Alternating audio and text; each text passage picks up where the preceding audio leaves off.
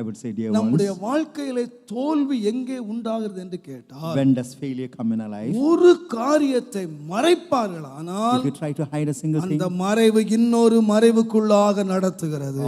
that hidden factor would lead you to several எனக்கு others. தெரியும் அநேக வாலிப பிள்ளைகள் இந்த நாட்களிலே தங்கள் வாழ்க்கையை தொலைத்து விட்டு அழுது கொண்டிருக்கிறார்கள். I know அதை pretty மீட்க முடியல. many ஏன் தெரியுமா? young people have lost life. ஆரம்பத்திலே தன்னுடைய தாயிட்டு அறிக்கையிட்டிருப்பார்களானால் Had they confessed it to their அது mother, தவறு என்று தெரிந்த உடனே அறிக்கையிட்டிருப்பார்களானால் when you know it's a mistake and தங்கள் you confess, வாழ்க்கையில இந்த அழிவை சந்தித்திருக்கவே மாட்டார்கள். so you would not come across a damage in இந்த your life. அழிவை சந்தித்திருக்கவே You மாட்டார்கள். will never come across a damage. ஆகையினால் தான் வேதம் சொல்லுகிறது, The word of God says, பாவம் கற்பம் தரிக்கும். sin would conceive. பாவம் கற்பம் தரிக்கும்.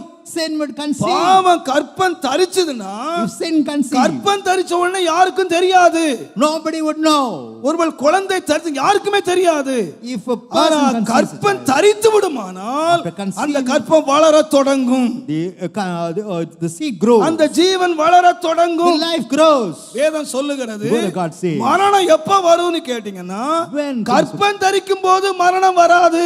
or death would not come at conception. வேதம் சொல்லுகிறது, பாவம் கற்பம் தரித்து பூரணமாகும் போது மரணம் சம்பவிக்கும்.